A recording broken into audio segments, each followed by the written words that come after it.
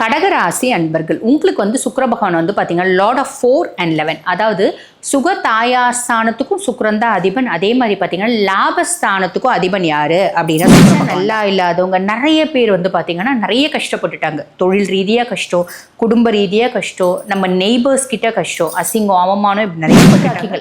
நம்ம அஷ்டமத்து சனிக்கு முன்னாடி எவ்வளோ கிராக்கிங்க நம்மளுக்கு இருந்தாங்களோ, எவ்வளோ கஸ்டமர்ஸ் நம்மளுக்கு இருந்தாங்களோ, அந்த கஸ்டமர்ஸ் ரிட்டர்ன் ஆவாங்க. அவங்கக்கிட்ட ஒரு நற்பேர், அவங்களோட வந்து பார்த்தீங்கன்னா ஒரு நம்பிக்கை, இதெல்லாம் ஆல்ரெடி உங்கள் மேலே இருந்தது தான். அஷ்டமத்து சனியும் போது அவங்க காணாமல் போயிட்டாங்க, திரும்பி வருவாங்க, திருப்பி உங்களுக்கு பழைய வியாபாரம் சூடு பிடிக்க ஆரம்பிக்கும் அப்படின்னு அர்த்தம். இது எனக்கு தெரிஞ்ச ஒரு எளிமையான உதாரணம், ஒரு துணிக்கடை உதாரணம். இந்த காலகட்டத்தில் அவங்க வந்து பேசுவாங்க, ஏதோ ஒரு விதத்தில் ஒரு சப்போர்ட் அப்படின்றது கிடைக்கும். புரியுதுங்களா? ஐயோ இத்தனை வருஷம் நம்ம ஒரு கோவத்தில் ஒரு ஈகோ காம்ப்ளிகேஷனால நம்ம பேசாமே விட்டுட்டோமே அப்படின்னு நீங்களே வருத்தப்படுவீங்க.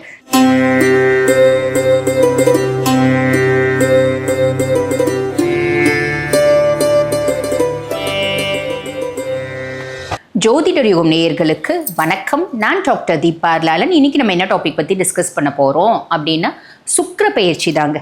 இந்த சுக்கிர பயிற்சி வந்து பாருங்க, சமீப காலமாக நிறைய பேர் சுக்கிர பயிற்சி பலன்களை பார்க்குறாங்க. காரணம் என்ன அப்படின்னா சுக்கிரனோட தனித்துவம் அப்படின்னு தான் சொல்லணும். பொதுவாகவே வந்து பாருங்க, சுக்கிரன் அப்படின்னாலே நம்ம அழகு, வசீகரம், நம்மளை வந்து நீட்டாக ட்ரெஸ் பண்ணிக்கிறது, ரொம்ப அட்ராக்டிவாக மெயின்டைன் பண்ணுறது, இயற்கையாகவே ரொம்ப அட்ராக்டிவாக இருக்கிறது. சுக்கிரன் சுய ஜாதகத்தில் நல்லா இருக்குது அப்படின்னா அவங்களோட கண்கள் பார்க்கணும், ரொம்பவே அழகாக இருக்கும் அப்படின்னு சொல்லலாம். கண்கள் மட்டும் இல்லை, ஒரு பெண்கள் அப்படி இருந்தால் ஒரு நல்ல பெண்மைத்துவம் அப்படின்றது, ஆண்கள் அப்படின்னு இருந்தாலும் அவங்கக்கிட்ட ஒரு மென்மையான குணாதிசயங்கள் அப்படின்றது, ஒரு வசீகரமான தோற்றம், இது எல்லாமே வந்து பார்த்திங்கன்னா சுக்கிரன் தான் காரகத்துவம். அதுக்கும் மேலே குடும்பத்தில் நிம்மதி, சந்தோஷம், மகிழ்ச்சி, செல்வம், செல்வாக்கு எல்லாமே இருக்கணும் அப்படின்னா சுக்கிரனோட காரகத்துவம் அப்படின்றது வீட்டில் நிறைஞ்சு இருக்கணும். அது மட்டும் இல்லைங்க, நம்மளுக்கு நல்ல ஃப்ரெண்ட்ஸ் கிடைக்கணும், நல்ல உறவுகள் கிடைக்கணும், நல்ல மனைவி கிடைக்கணும். இப்படி எல்லாத்துக்குமே வந்து பார்த்திங்கன்னா பிளானட் யார் சூப்பர் டூப்பராக நம்ம சுய ஜாதகத்தில் இருக்கணும் அப்படின்னா சுக்கிர பகவான் தான். அப்படிப்பட்ட சுக்கிர பகவான் பயிற்சி வந்து பாருங்கள் 29 ஜூன் 2025 ஏறக்குறைய மதியானம், அதாவது பிற்பகல் 1:56 வந்து பார்த்திங்கன்னா ரிஷப ராசியில் பயிற்சி ஆகிறார். ரிஷபராசியில் பயிற்சி ஆகக்கூடிய சுக்கிர பகவான் ரிஷபராசிலேயே வந்து பார்த்திங்கன்னா சஞ்சாரம் செஞ்சு நிறைய ராசிகளுக்கு அபரிவிதமான நற்பலன்கள் கொடுக்க போகிறாரு. ஜூலை 26 வரைக்கும் வந்து பார்த்திங்கன்னா ரிஷபராசிலேயே இருக்க போகிறார். அப்படிப்பட்ட சுக்கிர பகவான் நிறைய ராசிகளுக்கு நான் முன்னமே சொன்ன மாதிரி நிறைய நற்பலன்களை கொடுக்க போகிறார். ஒவ்வொரு ராசிகளுக்கும் என்னென்ன மாதிரி நற்பலன்களை கொடுக்க போகிறார் பார்க்கலாம் வாங்க. கடகராசி அன்பர்கள் உங்களுக்கு வந்து சுக்கிர பகவான் வந்து பார்த்தீங்கன்னா லார்ட் ஆஃப் 4 and 11, அதாவது சுக தாயார் ஸ்தானத்துக்கும் சுக்கிரன் தான் அதிபன். அதே மாதிரி பார்த்தீங்கன்னா லாபஸ்தானத்துக்கும் அதிபன் யாரு அப்படின்னா சுக்கிர பகவான் தான். அப்படிப்பட்ட சுக்கிர பகவான் இப்போ வந்து பார்த்தீங்கன்னா லாபஸ்தானத்தில் 11ஆம் பாவத்தில் வந்து உட்கார்ந்துட்டுருக்கா. கடகம், நீங்கள் என்ன தொழில் செய்கிறீங்களோ, இப்போ வந்து பாருங்கள் சனி ஆல்ரெடி அஷ்டம சனியிலேருந்து பாக்கிய சனியாக வந்து உட்காந்துட்டுருக்கான். பாக்கிய சனியாக வந்து உட்காந்துட்டுருக்கவன் எல்லா விதத்துலேயும் குட் லக், ஃபார்ச்சூன் அப்படின்றத ஏற்படுத்த போகிறான்.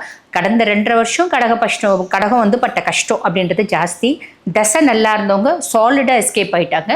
தசை நல்லா இல்லாதவங்க நிறைய பேர் வந்து பார்த்திங்கன்னா நிறைய கஷ்டப்பட்டுட்டாங்க. தொழில் ரீதியாக கஷ்டம், குடும்ப ரீதியாக கஷ்டம், நம்ம நெய்பர்ஸ் கிட்ட கஷ்டம், அசிங்கம் அவமானம், இப்படி நிறைய பட்டுட்டாங்க.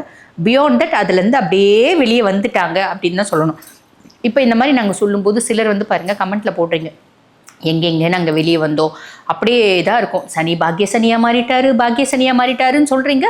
சனி பாக்கிய சனியாக ஒரு பாக்கியத்தையும் கொடுக்கல அப்படின்னு. பொதுவாக வந்து பாருங்கள் சனி மந்தன், முடவன், அவன் வந்து பாருங்க ஒரு ஸ்லோ மூவிங் பிளானட். கெட்டது மட்டும் சட்டுன்னு கொடுத்துட்றாருங்க அப்படின்னா என்ன பண்ண முடியும்? அவர் கெட்டதையும் நிதானமாக தான் கொடுப்பாரு. நம்மளுக்கு அதனோட இன்டென்சிட்டி ரொம்ப ஜாஸ்தியாக இருக்குது.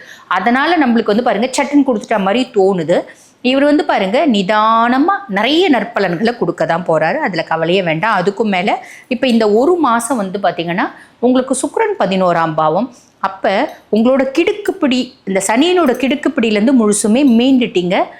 பட் பியாண்ட் தட் நற்பலன்கள் கொஞ்சம் கொஞ்சமாக வந்துருங்க, கவலையப்படாதீங்க. 2.5 வருஷம் காலகட்டம் இல்லைங்களா, கொஞ்சம் கொஞ்சமாக வந்துடும். இந்த ஒரு மாதம் சாலிடாக சுக்கிரன் நிறைய நல்லது கொடுப்பார். எந்த விதத்தில் நல்லது கொடுப்பார்? பொதுவாகவே கடகம் தொட்டதெல்லாம் தொலங்கும் அப்படின்ற மாதிரி வரும். ஒன்றும் இல்லைங்க, இப்போ நீங்கள் வந்து ஒரு என்ன ஜவுளி கடை வச்சுருக்கீங்க அப்படின்னு வச்சுக்கோங்களேன், இல்லைனா வந்து ஒரு பியூட்டி பார்லர் வச்சுக்கோங்க, ஜவுளி கடையே வச்சுக்கலாம். ஒரு ஜவுளி கடை வச்சுருக்கீங்க அப்படின்னா ஒவ்வொன்று இருந்த தொழில் அஷ்டமத்து சனியும் போது கிராக்கியே வரலை. கடங்கார, அதாவது சரக்கு கொடுத்தவன் தான் வந்து பாக்கி வரலன்னு கேட்டுட்டு இருந்தா நாங்கள் வியாபாரம் பண்ணி தரோன்னு சொன்னோம். துணியே வந்து பார்த்திங்கன்னா ஃபேஷனே போயிடுச்சு, பழசாயிடுச்சு. அதுலேருந்து மீண்டே நாங்கள் இன்னும் வரல. ஓரளவுக்கு வந்து பார்த்திங்கன்னா அந்த பழைய துணியெல்லாம் கிளியரன்ஸில் போட்டுட்டோம். இப்போ புதுசாக சரக்கு வாங்கி போட்டிருக்கோம், அப்படியே வியாபாரம் சூடு பிடிக்குதுங்க. இந்த மாதிரி நிறைய பேர் சொல்கிறாங்க. இப்போ இந்த ஒரு மாதம் பாருங்கள், இந்த சுச்சுவேஷனே நம்ம வச்சுக்கலாம். புது கிராக்கிங்கள், நம்ம அஷ்டமத்து சனிக்கு முன்னாடி எவ்வளோ கிராக்கிங்க நம்மளுக்கு இருந்தாங்களோ, எவ்வளோ கஸ்டமர்ஸ் நம்மளுக்கு இருந்தாங்களோ, அந்த கஸ்டமர்ஸ் ரிட்டர்ன் ஆவாங்க.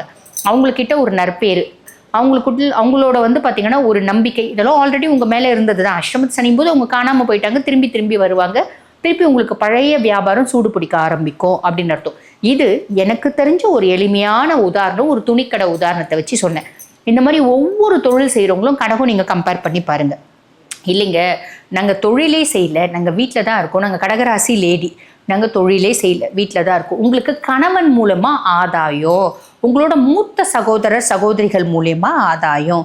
எங்கேம்மா, எங்கள் மூத்த சகோதரிகள்லாம் பேசி 10 வருஷம் ஆகுதும்மா, பேசுவாங்க. அவங்களால ஆதாயம், அவங்களால வந்து பார்த்திங்கன்னா ஒரு support, both physical, mental, moral support, ஏதோ விதத்தில் எக்கனாமிக்கல், ஏதோ ஒரு சப்போர்ட் அப்படின்றது கிடைக்கும். நம்ம கவலைப்படவே வேண்டாம்.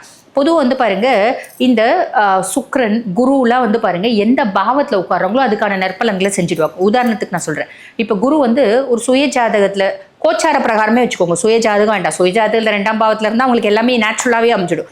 கோச்சார பிரகாரமே இப்போ குரு ரிஷபம் இருக்குது, ரிஷபத்துக்கு 2ஆம் பாவத்தில் வந்து உட்காந்துட்டுருக்காரு. இப்போ குரு பயிற்சியில் இல்லைங்களா. நிறைய ரிஷபராசி அன்பர்கள் பார்த்தீங்கன்னா பிரிஞ்சு போன சொந்தம் வந்து வழியை உங்ககிட்ட பேசுவாங்க, வழியை உங்ககிட்ட ஒட்ட வருவாங்க, ரொம்ப பாசமழை பொழிவாங்க, ஹெல்ப்புன்ற பேரில் ஏதோ ஒரு 10 ரூபாய் ஹெல்ப் ஆனால் செய்வாங்க. அதே மாதிரி தான் வந்து பார்த்திங்கன்னா இந்த சுக்கிரனும், இவன் லாபஸ்தானத்தில் வந்து உட்காந்துட்டுருக்கான். 11ஆம் பாவம் அப்படின்றது நம்ம செய்யக்கூடிய தொழிலில் வரக்கூடிய லாபம் மட்டும் இல்லை, நம்மளோட மூத்த சகோதரிகளை குறிக்கக்கூடிய பாவம். அப்போ ஏதோ ஒரு விதத்தில் 10 வருஷமாக எங்களுக்கு பேச்சுவார்த்தை இல்லைங்க, எங்களுக்கு சொத்து தகராறு இருந்துச்சு, வரப்பு தகராறு இருந்துச்சு, வாய்க்கா தகராறு இருந்துச்சு, அதனால் நாங்கள் பேசலை அப்படின்னாலும் இந்த காலகட்டத்தில் அவங்க வந்து பேசுவாங்க. ஏதோ ஒரு விதத்தில் ஒரு சப்போர்ட் அப்படின்றது கிடைக்கும். புரியுதுங்களா. ஐயோ இத்தனை வருஷம் நம்ம ஒரு கோவத்தில் ஒரு ஈகோ காம்ப்ளிகேஷனால் நம்ம பேசாமே விட்டுட்டோமே அப்படின்னு நீங்களே வருத்தப்படுவீங்க. சரிம்மா, இப்போ அவங்களாம் வந்து பேசுகிறாங்களே அதெல்லாம் நிரந்தரமாக இருக்குமா? அதுக்கு நாங்கள் கேரண்டி கிடையாதுங்க. இப்போ இந்த ஒரு மாதத்தில் அவங்களால சப்போர்ட் வரும் அப்படின்றது நாங்கள் சொல்கிறோம் பெரும் அளவுக்கு. சரி, அதுக்கும் மேலே நான் ஆல்ரெடி சொன்ன லாபஸ்தானம். அப்போ கடகராசி நீங்கள் ஜென்னாக இருக்கீங்க, இல்லை லேடியாகவே இருக்கீங்க, நாங்கள் வேலை செய்கிறோம் அப்படின்னா கண்டிப்பாக வேலை செய்கிற இடத்துல ஒரு அப்லிஃப்ட்மெண்ட் அப்படின்றது வரும். இல்லைம்மா, நாங்கள் சுய தொழில் செய்கிறீங்க அப்படின்னா அந்த தொழில் மேலே மேலே மேலே மேலே டெவலப் ஆகிறதுக்கான பேஸ்மெண்ட் இந்த மாதத்தில் நடைபெறும் அப்படின்னு அர்த்தம். சிலருக்கு டெவலப்பே ஆகும். அப்போ உங்களுக்கு தெளிவாக புரியுதுன்னு நினைக்கிறேன். லாபஸ்தானத்தில் சுக்கிரன் வந்து உட்கார்றதுனால, சுக்கிரனே வந்து பாருங்கள் பொதுவாகவே ஒரு அதிர்ஷ்ட கிரகம். சுக்கிரன் வந்து பார்த்திங்கன்னா ஒரு ஜாதகத்தில் சுக்கிரன் நல்லா இருக்கான் அப்படின்னா எல்லாமே அவங்களுக்கு அமைஞ்சிடும். நல்ல ஃப்ரெண்ட்ஸு, நல்ல ஹஸ்பண்டு, ஜென்னாக இருக்கீங்கன்னா நல்ல ஒய்ஃபு, நல்ல உறவுகள், நல்ல சொந்தங்கள், சும்மா போகிறவங்கள கூட பார்த்து பேசினாங்களே இவங்களுக்கு சின்சியராக இருப்பாங்க. ஆனால் சுக்கிரன் நல்லா இல்லை அப்படின்னு வச்சுக்கோங்களேன், யாருனாலும் இவங்ககிட்ட பழகணும்னு ஆசைப்படுவாங்க, பழகுனா இவங்களுக்கு சுத்தமாக பிடிக்காமல் போயிடும், எந்த உறவுமே அமையாது, நல்ல ஃப்ரெண்டு கூட அமைய மாட்டாங்க. ஃப்ரெண்டு கூட நேரில் வந்து நம்ம கூட நல்லா பேசுவாங்க, பாசமாக இருக்க மாதிரி பண்ணுவாங்க, உறவுகள் கூட ரொம்ப பாசமாக இருக்க மாதிரி நம்பிக்கையாக இருக்க மாதிரி பண்ணுவாங்க, ஆனால் பின்னாடி முதுகில் குத்துவாங்க, துரோகம் பண்ணுவாங்க அப்படின்னு அர்த்தம். புரியுதுங்களா. ஸோ சுக்கிரனோட ஒரு பெரிய அட்வான்டேஜஸ் எஃபெக்ட் அப்படின்றது உங்களுக்கு தெரிஞ்சிருக்கும்னு நினைக்கிறேன். சரி, ஓகே. கடகராசி அப்போ எங்களுக்கு எப்படி இருக்குங்க? சூப்பராக இருக்குது சுக்கிர பயிற்சி. பரிகாரம் ஏதாவது செய்யலாமா அப்படின்னா கண்டிப்பாக பரிகாரம் செய்யணும். அது என்ன பரிகாரம் அப்படின்னா, நம்ம கோயில் அப்படின்னாலே நாம் பிரதானமாக சொல்கிறது என்ன அப்படின்னா பரமேஸ்வரனோட கோயில் தாங்க. காரணம் என்ன அப்படின்னா, சிவன் கோயிலில் போயிட்டு நம்ம இவ்வளோண்டு தப்பு செய்கிறோம் அப்படின்னா அது இவ்வளோ பெருசாகும். அதே மாதிரி தான் இவ்வளோண்டு நல்லது செய்கிறோம் அப்படின்னா கூட அது பன்மடங்கு பெருசாகும். இவ்வளோ பெருசு இல்லை, அவ்வளோ பெருசாகும்.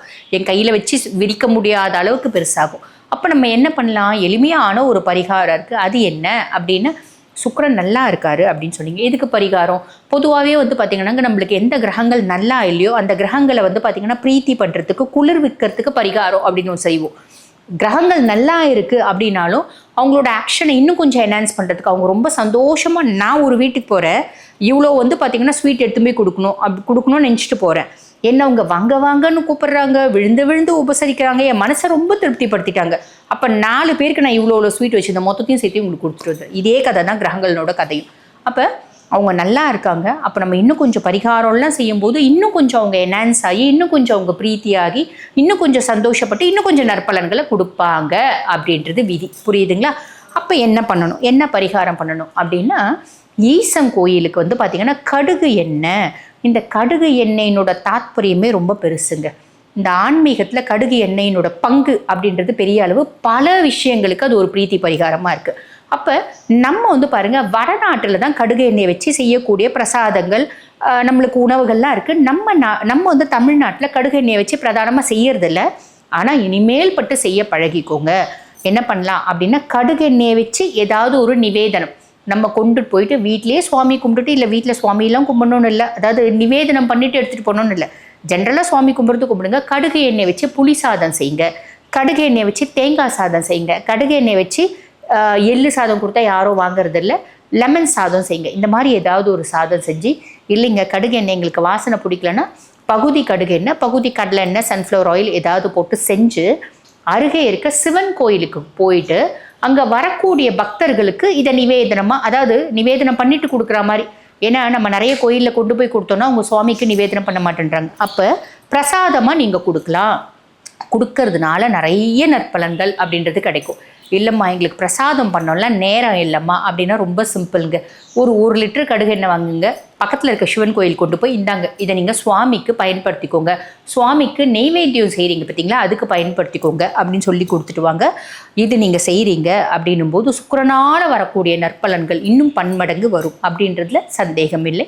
வாழ்த்துக்கள். இவ்வளோ நேரம் வந்து பார்த்திங்கன்னா உங்கள் ராசிக்கு சுக்கிர பகவான் என்னென்ன மாதிரி பலன்களை கொடுக்க போகிறார் நம்ம வந்து பார்த்தோம். இப்போ இதை பதிவை பார்த்துட்டு இருக்கோங்க. இல்லைங்க, நாங்கள் லைஃப்பில் வந்து பாருங்கள் பல முக்கியமான விஷயங்களை முடிவெடுக்கும் தருணத்தில் இருக்கோம். அதனால் ஜாதகத்தை ஒரு முறை அனலைஸ் பண்ணிக்கணும் அப்படின்னு விருப்பப்பட்டாலும், இப்போ ஏகப்பட்ட பயிற்சிகள் நடந்திருக்குங்க, அதனால் நாங்கள் வந்து ஜாதகமே பார்க்கல, இப்போ பார்க்கலான்னு நினைக்கிறோம் அப்படின்னு விருப்பப்பட்டாலும், வாழ்க்கையில் ஒரு பெரிய வந்து பார்த்திங்கன்னா ஒரு டேர்னிங் பாயிண்ட்டாக இந்த காலகட்டம் எங்களுக்கு அமையணும்னா என்ன பண்ணணும் அப்படின்னு நீங்கள் தெரிஞ்சுக்கணும் அப்படின்னு விருப்பப்பட்டாலும், நான் பேசிகிட்டு இருக்கும்போது என்னோட வாட்ஸ்அப் நம்பர் வந்து கொடுத்துருப்பாங்க, 9994366066. அந்த நம்பருக்கு கால் பண்ணி அப்பாயின்மெண்ட் ஃபிக்ஸ் பண்ணி என்கிட்ட பேசிக்கலாம். தேங்க்யூ.